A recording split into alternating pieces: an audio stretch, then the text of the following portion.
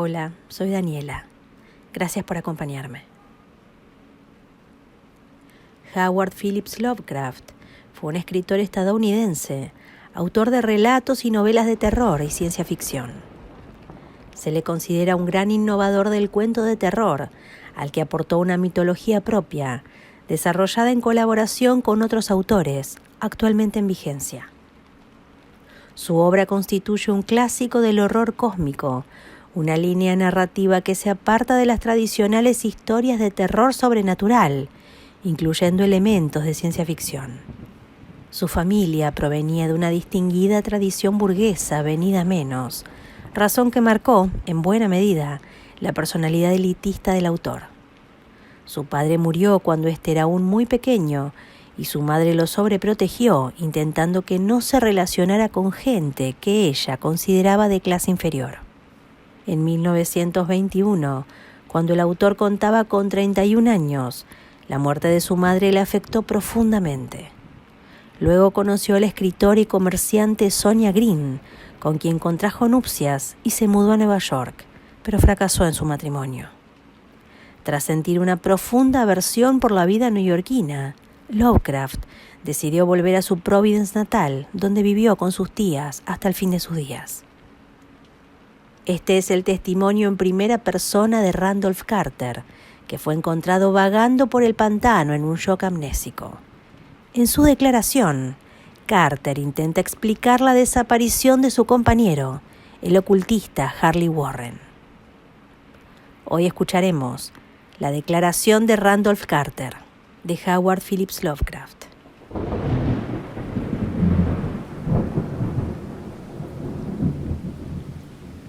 Les repito, caballeros, que su encuesta es inútil.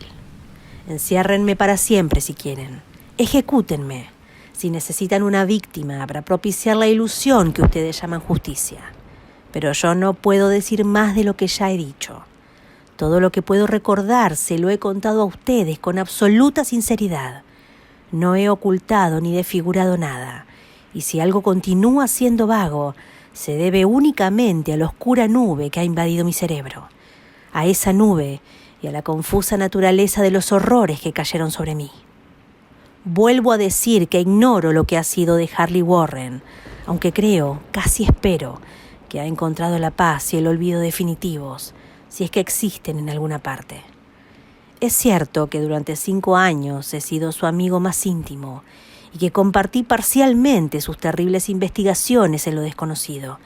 No niego, aunque mi memoria no es todo lo precisa que sería de desear, que ese testigo suyo puede habernos visto juntos, como él dice, en el camino de Gainesville, andando hacia Big Cypress Swamp a las 11:30 de aquella horrible noche. Y no tengo inconveniente en añadir que llevábamos linternas eléctricas, azadas y un rollo de alambre con diversos instrumentos, ya que esos objetos representaron un papel en la única escena que ha quedado grabada de un modo indeleble en mi trastornada memoria. Pero de lo que siguió y del motivo de que me encontraran solo y aturdido a orillas del pantano a la mañana siguiente, insisto en que solo sé lo que les he contado una y otra vez. Dicen ustedes que no hay nada en el pantano o cerca de él que pudiera constituir el marco de aquel espantoso episodio. Repito que no sé nada aparte de lo que vi. Pudo ser una alucinación o una pesadilla, y espero fervientemente que lo fueran.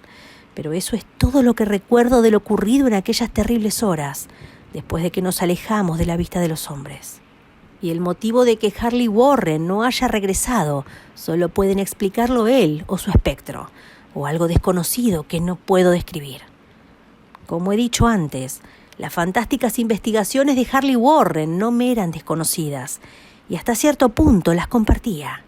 De su gran colección de libros raros y extraños sobre temas prohibidos, he leído todos los que están escritos en los idiomas que domino, muy pocos, comparados con los escritos en idiomas que no entiendo.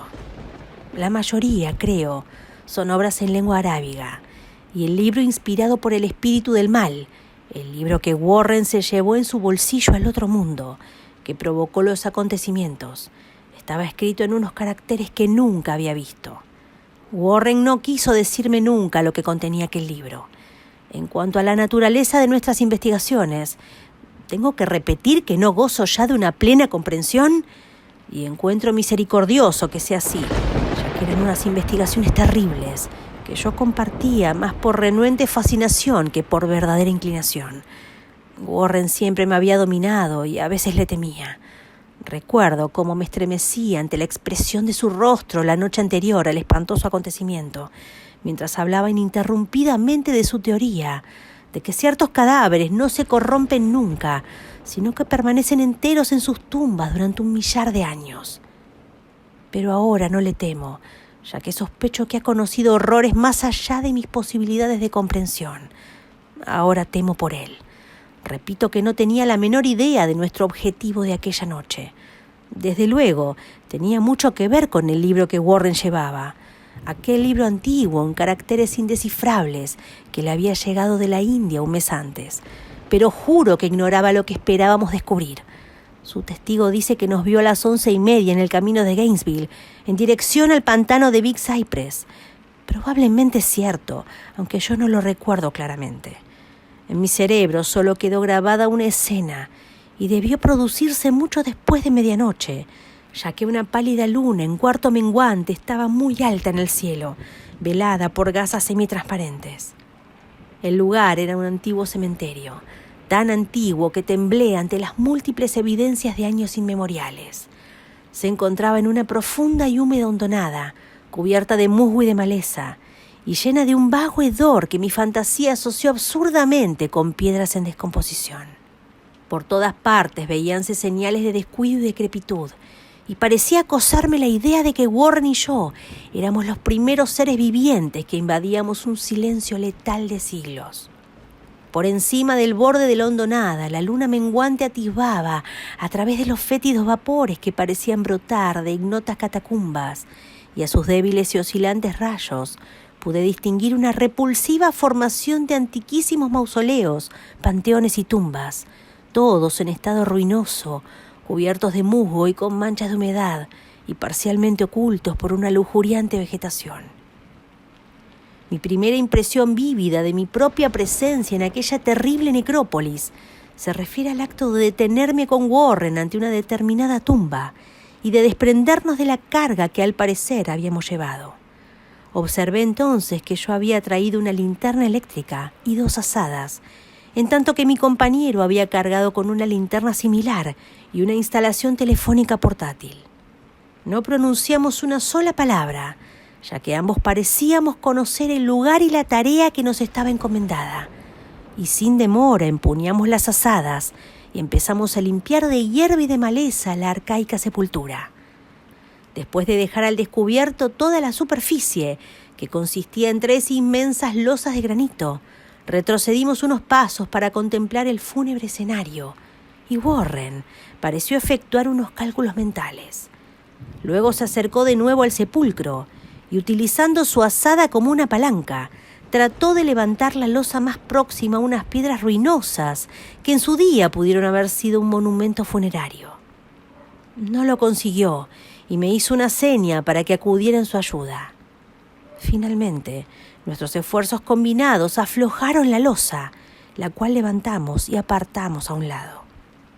Quedó al descubierto una negra abertura, por la que brotó un efluvio de gases miasmáticos tan nauseabundos que Warren y yo retrocedimos precipitadamente. Sin embargo, al cabo de unos instantes nos acercamos de nuevo a la fosa y encontramos las emanaciones menos insoportables. Nuestras linternas iluminaron un tramo de peldaños de piedra empapados en algún detestable licor de la entraña de la tierra y bordeados de húmedas paredes con costas de salitre.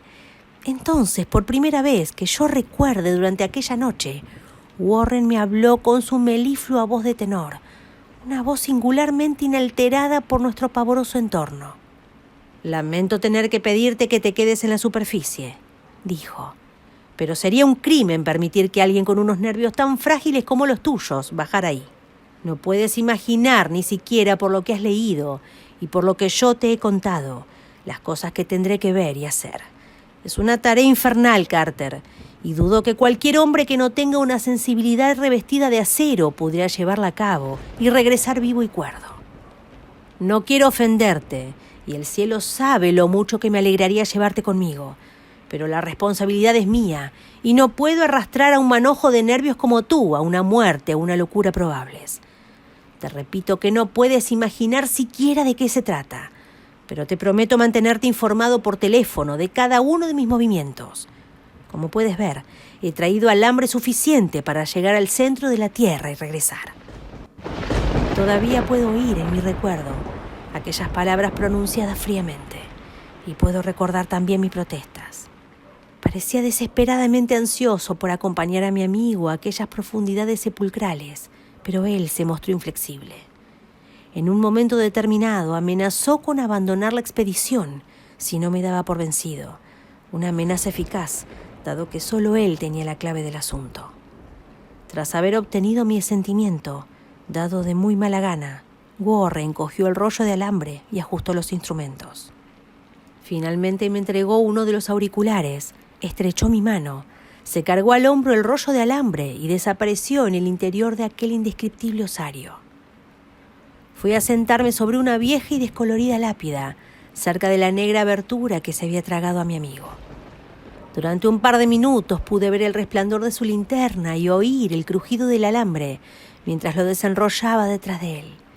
Pero el resplandor desapareció bruscamente, como tapado por una revuelta de la escalera, y el sonido se apagó con la misma rapidez. Yo estaba solo, pero unido a las desconocidas profundidades por aquel mágico alambre, cuyo verde revestimiento aislante brillaba bajo los pálidos rayos de la luna menguante. Consultaba continuamente mi reloj a la luz de mi linterna y estaba pendiente del auricular con febril ansiedad. Pero durante más de un cuarto de hora no oí absolutamente nada. Luego percibí un leve chasquido y llamé a mi amigo con voz tensa. A pesar de mis aprensiones, no estaba preparado para las palabras que me llegaron desde aquella pavorosa bóveda, con un acento de alarma que me resultaba mucho más estremecedor por cuanto que procedía del imperturbable Harley Warren. Él, que se había separado de mí con tanta tranquilidad momentos antes, llamaba ahora desde abajo con un tembloroso susurro, más impresionante que el más desaforado de los gritos. «Dios, si pudieras ver lo que estoy viendo». No pude contestar. Me había quedado sin voz y solo pude esperar. Warren habló de nuevo. «Carter, es terrible, monstruoso, increíble». Esta vez la voz no me falló y vertía en el micrófono un chorro de excitadas preguntas. Aterrado, repetía sin cesar. «Warren, ¿qué es? ¿Qué es?» De nuevo me llegó la voz de mi amigo, ronca de temor, ahora visiblemente teñida de desesperación. «No puedo decírtelo, Carter. Es demasiado monstruoso. No me atrevo a decírtelo. Ningún hombre podría saberlo y continuar viviendo. Dios mío, nunca había soñado en nada semejante». Silencio de nuevo, interrumpido solamente por mis ocasionales y ahora estremecidas preguntas. Luego, la voz de Warren con un trémulo de desesperada consternación. «Carter, por el amor de Dios, vuelve a colocar la losa y márchate si puedes. ¡Aprisa! Déjalo todo y márchate. Es tu única oportunidad. Haz lo que te digo y no me pidas explicaciones». Le oí, pero solo fui capaz de repetir mis frenéticas preguntas. A mi alrededor había tumbas, oscuridad y sombras. Debajo de mí, alguna amenaza más allá del alcance de la imaginación humana. Pero mi amigo estaba expuesto a un peligro mucho mayor que el mío, y a través de mi propio terror experimenté un vago resentimiento al pensar que me creía capaz de abandonarle en semejantes circunstancias. Se oyeron más chasquidos y tras una breve pausa un lamentable grito de Warren. «¡Dale esquinazo! ¡Por el amor de Dios, coloca de nuevo la losa y dale esquinazo, Carter!» La jerga infantil de mi compañero, reveladora de que se encontraba bajo la influencia de una profunda emoción, actuó sobre mí como un poderoso revulsivo. Formé y grité una decisión. «Warren, resiste, voy a bajar». Pero ante aquel ofrecimiento, el tono de mi amigo se convirtió en un alarido de absoluta desesperación. «No, no pueden comprenderlo. Es demasiado tarde y la culpa ha sido mía. Coloca de nuevo la losa y corre. Es lo único que puedes hacer ahora por mí. El tono cambió de nuevo, esta vez adquiriendo una mayor suavidad, como de resignación sin esperanza. Sin embargo, seguía siendo tenso debido a la ansiedad que Warren experimentaba por mi suerte. «Date prisa, corre antes de que sea demasiado tarde». No traté de contradecirle. Intenté sobreponerme a la extraña parálisis que se había apoderado de mí y cumplir mi promesa de acudir en su ayuda. Pero su siguiente susurro me sorprendió todavía inerte en las cadenas de un indescriptible horror. «Carter, apresúrate. Todo es inútil. Tienes que huir. Es mejor 1 que 2. ¡La losa!». Una pausa, más chasquidos. Luego, la voz débil de Warren. «Todo va a terminar. No lo hagas más difícil. Cubre esos malditos peldaños y ponte a salvo. No pierdas más tiempo. Hasta nunca, Carter. No volveremos a vernos». El susurro de Warren se hinchó hasta convertirse en un grito. Un grito que paulatinamente se hinchó a su vez y se hizo un alarido que contenía todo el horror de los siglos. «¡Malditos sean los seres infernales! ¡Hay legiones de ellos! ¡Dios mío, huye! ¡Huye, huye!». Después, silencio. Ignoro durante cuántos interminables eones permanecí sentado, estupefacto, susurrando, murmurando, llamando, gritándole a aquel teléfono. Una y otra vez, a través de aquellos eones, susurré, murmuré, llamé y grité. «¡Warren! ¡Warren! ¡Contesta! ¿Estás ahí?». Y entonces llegó hasta mí el horror culminante. El horror indecible, impensable, increíble. Ya he dicho que parecieron transcurrir eones después de que Warren lanzó su última desesperada advertencia y que solo mis propios gritos rompieron el pavoroso silencio. Pero al cabo de unos instantes se oyó un chasquido en el receptor y tensé el oído para escuchar. Grité de nuevo. «Warren, ¿estás ahí?». Y en respuesta oí lo que envió la oscura nube sobre mi cerebro. No intentaré describir aquella voz, caballeros, puesto que las primeras palabras me arrancaron la conciencia y crearon un vacío mental que se extiende hasta el momento en que desperté en el hospital. ¿Qué podría decir? ¿Que la voz era hueca, profunda, gelatinosa, remota, sobrenatural, inhumana, incorpórea? Aquello fue el final de mi experiencia y es el final de mi historia. Lo oí y no sé nada más. La oí mientras permanecía petrificado en aquel cementerio desconocido en la hondonada, entre las lápidas carcomidas y las tumbas en ruinas, la exuberante vegetación y los vapores miasmáticos. La oí surgiendo de las abismáticas profundidades de aquel maldito sepulcro abierto, mientras contemplaba unas sombras amorfas y necrófagas danzando bajo una pálida luna menguante. Y esto fue lo que dijo. «Imbécil, Warren está muerto».